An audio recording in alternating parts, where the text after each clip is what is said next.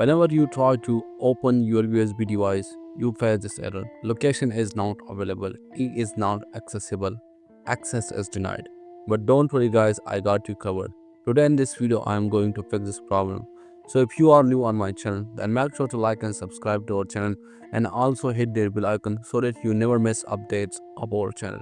Now without any further ado, let's fix this problem. First of all, simply right click on your USB device, here click on Properties.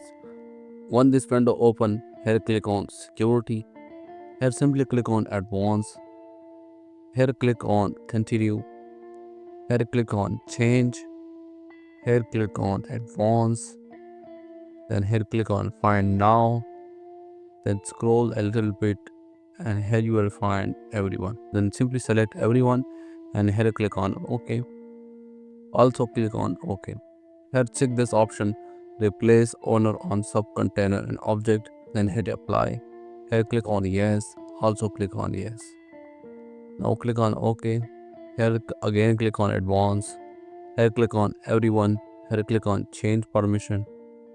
Here click on change. Here click on replace all site permission. Here hit apply. Click OK. Again click on OK.